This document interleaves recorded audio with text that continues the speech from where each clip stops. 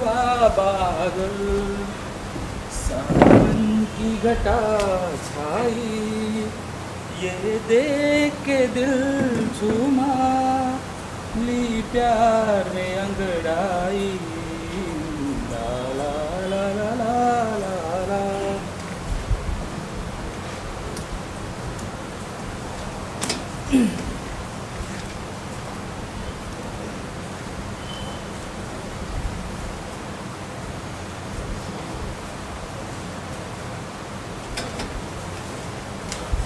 Hello, good morning.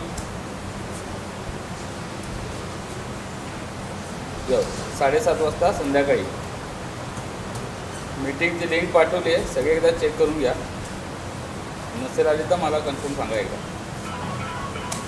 हो.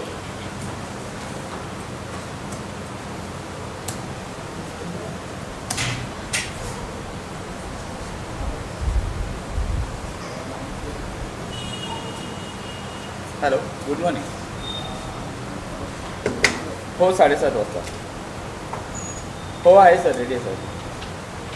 हो yes.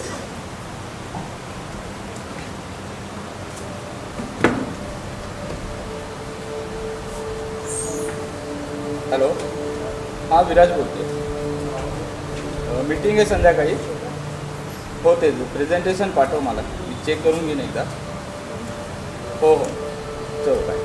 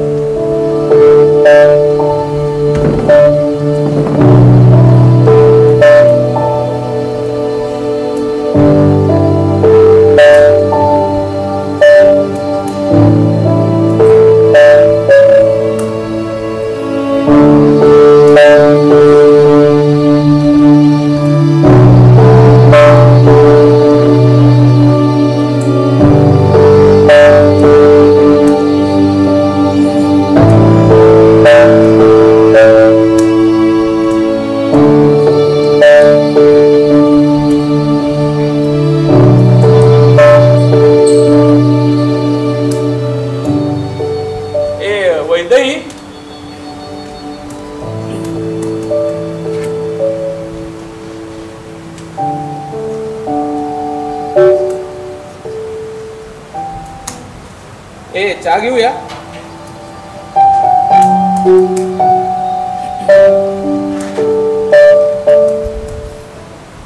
बर, मी करतो, तू घेशील. मस्त आलं घालून करतो.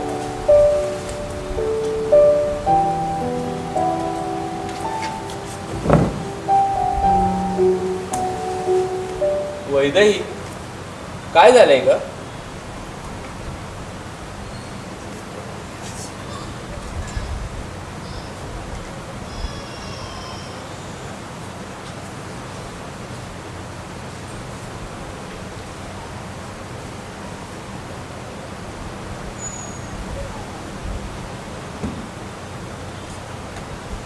विराज, अरे मी इथेच आहे. इथे बसून कसले मेसेज करतोयस? अगं, मी केव्हापासून तुझ्याशी बोलायचा प्रयत्न करतोय. हाक मारली, चहा घ्यायचा का विचारलं. एवढंच नाही तर मी करतो असंही म्हटलं, तरी तुझं लक्ष नाहीये.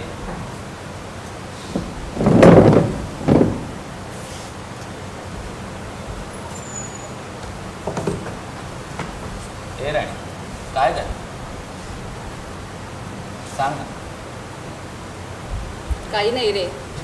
आणि मी याच्यावर विश्वास ठेवायचा आहे का? अरे खरंच ठीक आहे मी. म्हणजे काहीतरी झालंय हे नकळत का होईना कबूल केलंच तर. विराज, पुन्हा नको ना रे असं शब्दात पकडून. ओके, चिडू नकोस ग. बरं सांग, करू का चहा? आत्ता नको. आत्ता बर ठीक आहे.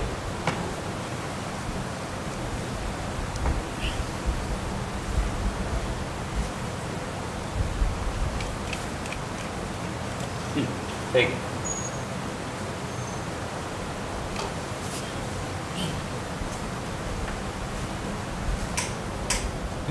बोला, काहीतरी झाले हे तर नक्की सांग, बरं वाटेल. विराज, हो बोल ना, ऐकतोय मी. अरे तो दिसला होता. कोण ग? कोण? उमेश? तुला तुला कसं कळलं? आजचं तुझं वागणं बायकून का कुणाच ठाऊ, पण त्याचंच नाव आठवलं बघ मला. तू अशी कधीच नसतेस. हो म्हणजे भांडतो आपण बरेच वेळा, पण दुसऱ्या क्षणी मिटतं आपलं भांडण. पुन्हा सगळं नीट होतं. जवळ असतो अगं आपण एकमेकांच्या. चूप रे. अरे पण किती वर्ष झाली, आपल्यात विषयही नाही त्याचा. मला वाटतं एकदा फार तर दोनदा सांगितलं असेल मी तुला त्याच्याबद्दल. हो पण बरं ते जाऊ दे, तू बोल. फक्त दिसला की भेटला पण? विराज, तुला कसं काय रे सगळं कळतं? हो, आधी दिसला नुसताच. कुठे? अरे ऑफिसच्या कॅफेटेरियात बसले होते. कंटाळा आला होता म्हणून कलिग बरोबर कॉफी प्यायला गेले होते. तो पहिल्या मजल्यावरचा मोठा कॉमन कॅफेटेरिया आहे ना, तिथेच गेलो होतो. तिथेच दिसला मला तो. माझं तोंड दरवाजाकडे होतं. हो, नाहीतर का दिसला असता मला तो? खरं तर एकदमच बघितला मी एकमेकांना.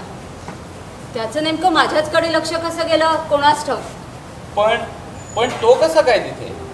तो एकतर अमेरिकेत असायला हवा किंवा बेंगलोरला. अरे तेच तर. एकदा मला वाटलं भासच झाला असेल मला, पण इतक्या वर्षानंतर तीही शक्यता नव्हती. मला तर ठसकाच लागला. अर्थात त्याने नुसतंच पाहिलं, ओळख नाही दाखवली त्यावेळी. कुणीतरी होतं त्याच्याबरोबर. मला वाटतं मीटिंगला वगैरे आला असेल. विराज, खरं सांगू? अगं सांग ना, सगळं सांग. माझी कॉफी पिऊन झाली होती, पण उठावसंच वाटेना. किंवा माझ्या पायातलं बळच नाहीसं झालं होतं. माझी कलिग कंटाळली असावी. ती म्हणाली मला, चल ग. पण मी नाही गेले.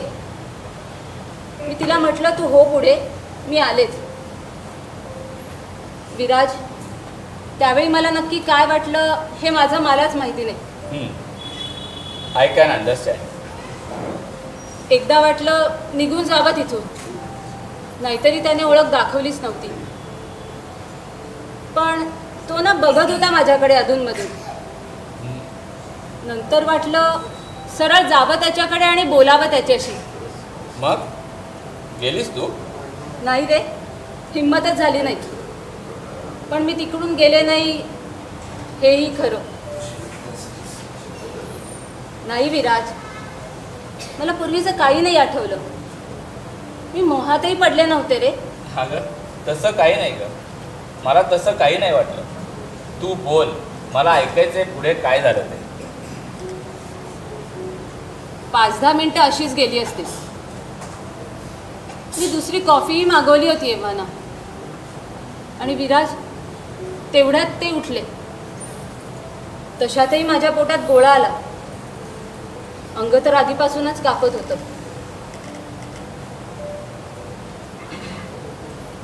पण तो ज्यांच्याबरोबर आला ना, ते बाहेर पडले आणि हा माझ्याकडे यायला लागला. विराज, मला काहीच समजेना.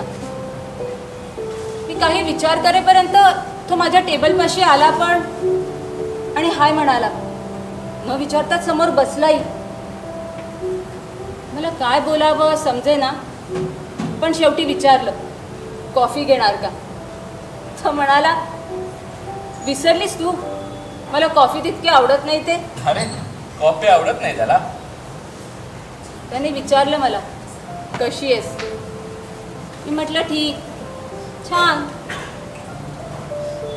नंतर म्हणाला, वेळ आहे, बोलूया.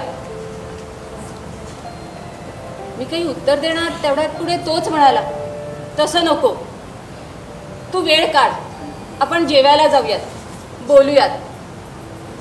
मी म्हटलं त्याला, नको, मला काम आहेत. तर म्हणाला प्लीज हाफ डे घे, पुन्हा अशी भेट होईल की नाही कोणास ठाऊक. मला जरा वाईट वाटलं म्हणून मी म्हटलं ठीक आहे, सांग कुठे भेटायचं ते, मी येईन थोड्या वेळाने. तर म्हणाला मी थांबतो इथेच किंवा लॉबीमध्ये, तू ये सगळं तुझं आवरून. मला वाटतं सगळं आवरायला मला किमान अर्धा पाऊण तास तरी लागला असेल. तोपर्यंत तो खाली लॉबीमध्येच थांबला होता. मग गेलात कुठे तुम्ही?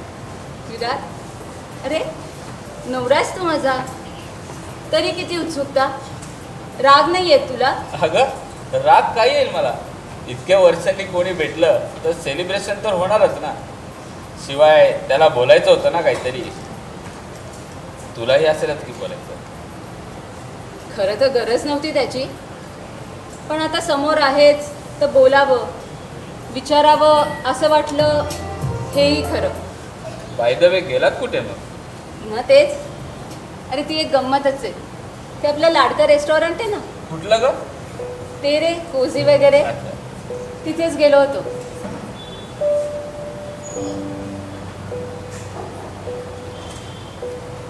आणि अर्थात आमच्या बोलायचा विषय काय असणार आहे याचा अंदाज होताच. नंतर तो बोलायला लागला.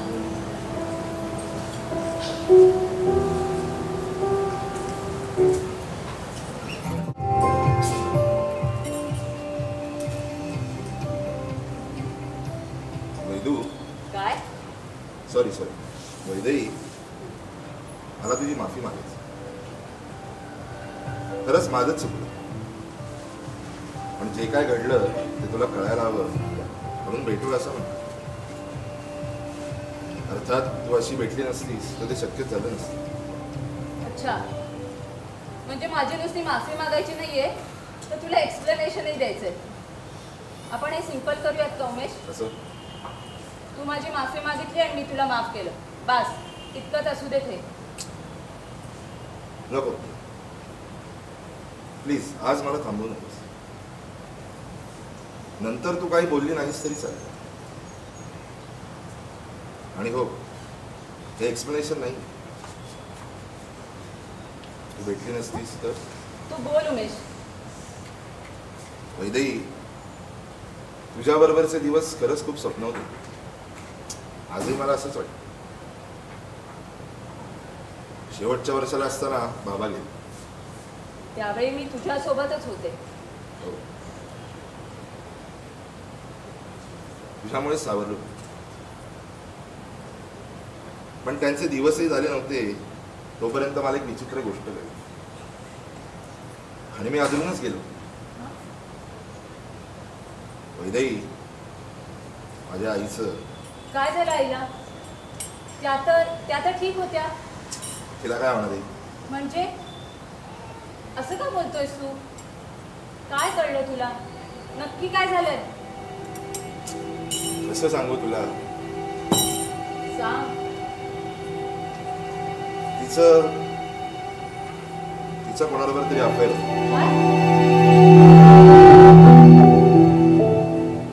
हो, आणि इतक्या वर्षात मला कसं कळलं नाही कोणाच ठाऊक.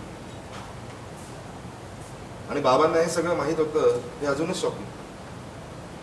कदाचित त्यामुळे तर ते. शांत हो उमेश, तुझी खात्री आहे? असं काही नसेलही. हो, दुर्दैवाने खरं होतं. पण बघ ना, सगळं किती छान चालू होतं. बाबांना पण तू किती आवडत होती. आणि आईलाही. हो, हे सगळं कळलं आणि माझं आयुष्यच बदललं. तुझ्याशी बोलेन असं झालं. इतक्यात शिक्षण पूर्ण केलं, लगेच पुणे सोडायचं ठरवलं. बेंगलोरला गेलो, चांगली नोकरी मिळाली, पोस्ट ग्रॅज्युएशन केलं आणि लगेच अमेरिकेला गेलो. वा, पुणे सोडताना मला एकदाही सांगावंसं वाटलं नाही? चुकलं का माझं? खरंच सगळंच चुकलं. पण त्यावेळेला ते कळत नव्हतं. आता मला कोणीच नको असं वाटत होतं. तुम्ही नको होतीस मला. एकंदर स्त्री जातीविषयकच तिटकारा आला होता माझ्या. 2 वर्षातच मी अमेरिकेला गेलो. पहिले काही महिने सेटल होण्यात गेले. तसा अस्वस्थच होतो मी. का? तू होतीस ना माझी. पण वैदेही तिथे ना मला एक मैत्रीण मिळाली. मला नकोच होती ती तिची मैत्री, पण एकत्र काम करताना बोलावं लागतंच. त्या ती इकडचीच भारतीय. उर्मी नावाचं तिचं. राधा राधा. अरे वा, नावही छान आहे. हो, अरे वाच आहे. जे काय माझ्या आयुष्यात घडलं त्या सगळ्या सूडचक्रातून तिनेच बाहेर काढलं. सूर्यचक्र म्हणजे? अगं म्हणजे तिला कळत होतं मी उगाच चिडचिड करतोय, शक्य तेवढं बोलायचं टाळतोय, लांब राहतोय. पण एकत्र काम करताना असं चालत नाही.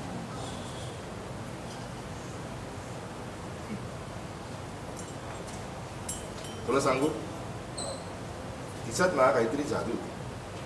ती सतत उत्साही, हसतमुख असायची. त्यामुळे हळूहळू मी निवडायला लागलो. आता कामाव्यतिरिक्तही आमच्यात संवाद वाढू लागला. हो. आणि शेवटी तिने विचारलंच मला एक दिवस, उमेश, नक्की काय झालंय? किती विचित्र वागतोयस तू, कळतंय का तुला? हा, म्हणजे आता जरा बरी परिस्थिती आहे म्हणा, पण बघ म्हणजे सांगितलंस तर तुलाच फायदा होईल. हो, थोडा गोंधळात होतो मी, पण हळूहळू तिला सांगायला लागलो आणि सगळं सांगून टाकलं.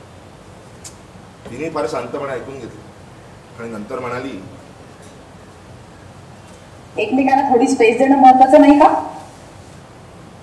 आता उमेश, आपण ना खूप घोळ घालत असतो नात्यांच्या बाबतीत. म्हणजे आपल्या विवाह संस्थेमुळे कुटुंब व्यवस्था टिकून आहे, समाज सुरक्षित आहे वगैरे सगळं मान्य, पण आपण कुटुंबाला किती गृहीत धरत असतो याचा कधी विचार केलायस का? नवऱ्याला वाटतं बायकोनं आपल्या मनाप्रमाणे वागावं, बायकोचंही थोड्याफार करताना तसंच. खरं तर संसारासाठी दोघेही सारखेच कष्ट करत असतात, पण समजून कोणीच कोणाला घेत नाही. आईला वाटतं मुलांना आयुष्यभर आपल्या आज्ञेत असावं. मुलगी सासरी गेली म्हणजे आता तिचा आपल्याशी काही संबंध नाही. अरे काय हे? नवऱ्याला सोडून आलेली मुलगी किती घरी मनापासून स्वीकारली जाते? नाहीच ना. उमेश, आपण एकमेकांचे मित्रमैत्रीण पण असायला हवं, असं नाही वाटत तुला? याचा अर्थ जबाबदाऱ्या टाळणं असं अजिबात नाही. उलट उलट त्यामुळे आपण जी नाती ओझ्यासारखी वागवत असतो ना, ते होणार नाही असं मला वाटतं. एकमेकांना थोडी स्पेस देणं महत्वाचं नाही का? आता तुझ्या आईचंच उदाहरण घेऊ. किती अफेअर होती रे तिची? एकच ना? की रोज कोण नवीन होतं तिच्याबरोबर? बरं, तिला असं का केलं असेल किंवा हे असं का घडलं असेल हा विचार तुझ्या मनात नाही आला? नाही. तू सरळ निष्कर्ष काढून मोकळा झालास. आणि तेवढंच नाही तर तू तिला अपराधी ठरवलंस आणि शिक्षाही तूच ठरवलीस. असं कसं चालेल उमेश? तुझे वडीलही याला कारणीभूत असू शकतात असा विचार का नाही केलास तू? तोडून टाकणं खूप सोपं असतं उमेश. नाती आहेत तर ती सांभाळता आली पाहिजेत रे, तरच आपण माणूस म्हणून मिळवू शकतो.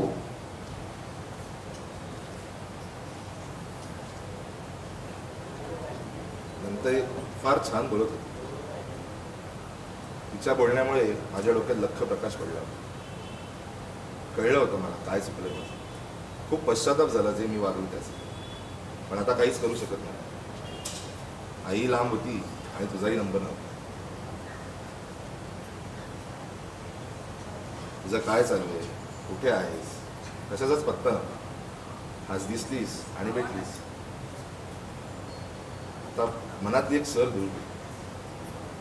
छान. अंत भला तो सब भला. आणखी काय बोलणार? आईला भेटलास की नाही मग? हो, भेटलो की. आईला भेटलो, तिची माफी मागितली. खूप परिणाम झाला होता तिच्यावरती माझ्या बोलण्याचा. आता सगळं छान चाललं. मी जरी नसलो तरी त्याला फोनवर, व्हिडिओ कॉलवर मी तिच्याशी बोलत असतो. लवकरच आम्ही एकत्र राहू तशी व्यवस्था करतोय. ते सगळं जाऊ. मगापासून मीच बोलतो. तुझ्याबद्दल सांग ना काही. काय सांगू? काही सांग, तुझं काय चालू आहे, कशी आहेस? इथे आहे हे तर कळलंच आहे तुला. बाकी सगळं छान चालू आहे. मी, माझा नवरा विराज, आमचं घर, नोकरी सगळं छान चालू आहे, अगदी मनासारखं. बस इतकंच? बर, एकूण सुखात आहेस तर वैदे एक विचारू राग नसेल येणार तर? काय? मला नंबर देशील तुझा? कशाला? अगं कधी बोला असं वाटलं तर. उमेश, जे बोलायचंय ते बोलून झालंय. तुझे आणि माझे मार्ग वेगळे आहेत आता. हो माहिती आहे. कशाला माझे नंबर वगैरे? अगं तसं नाही, उगाच काय चिडतीस? आईने सुद्धा कितीतरी वेळा विचारलं तुझ्याबद्दल मला, पण माझ्याकडे काहीच नव्हतं सांगायला. निदान कितीशी तरी बोलशील. आता आईचं नाव काढलंयस तर द्यावाच लागेल नंबर. घे.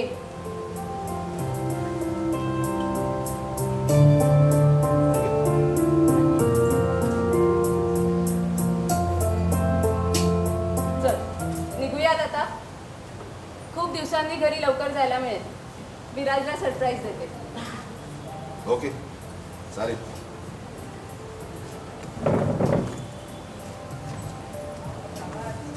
थँक्यू सो मच वैदे, आज मला शांत झोप लागली.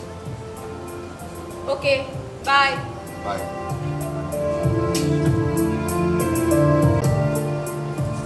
अच्छा, ते हे सगळं परवा घडलंय तर तू काहीच बोलली नाहीस.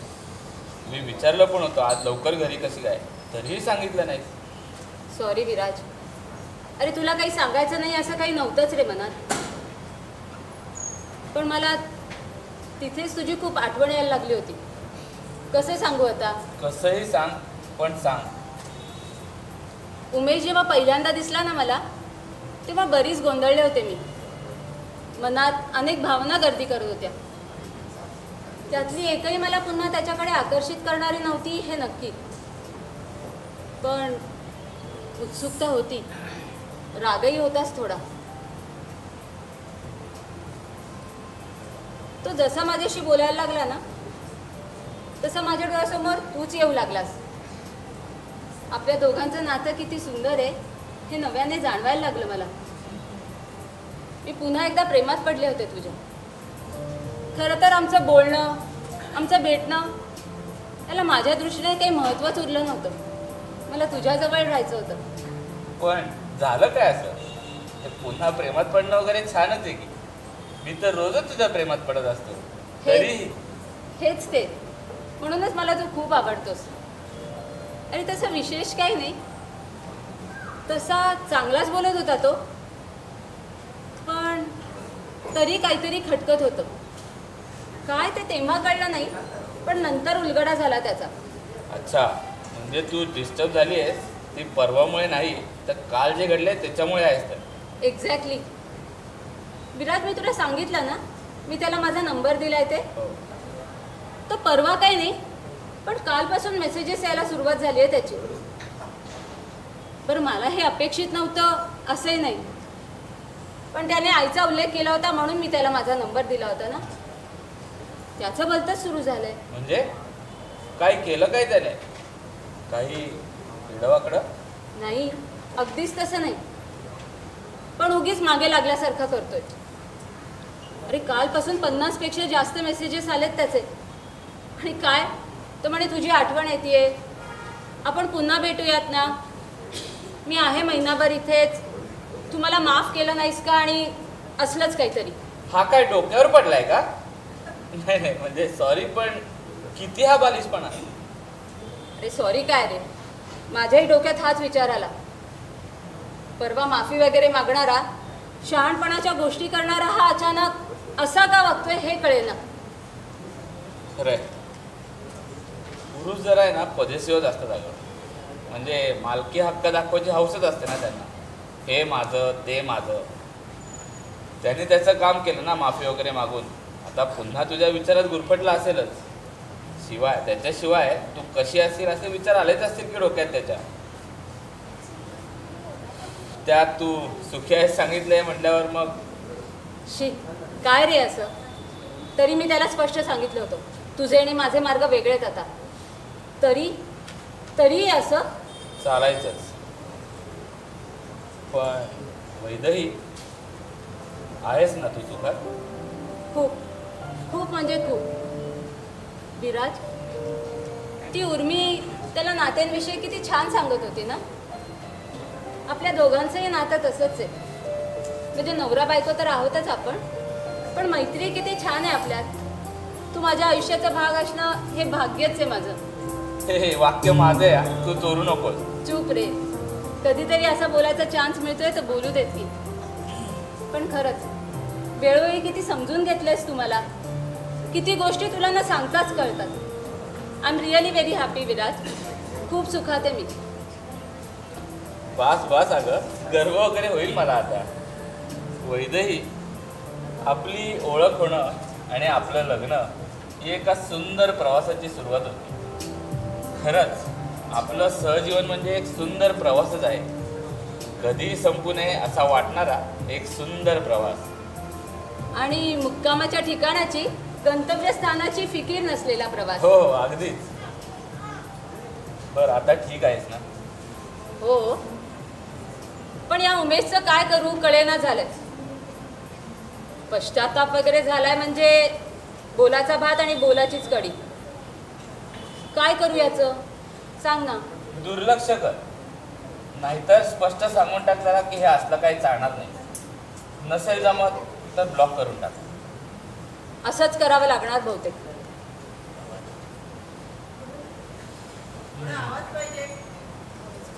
राणी सरकार, आता तरी करायचा का चहा? वातावरण बघ किती मस्त पडले. हे भजी पण करूयात का? हो करूयाच आता. तू चहा, मी भजी. चल. मेरा घर ये मेरा घर, किसी को देखना होगा तो पहले आप ही मांग ले तेरी नजर मेरी नजर. ये तेरा घर ये मेरा घर,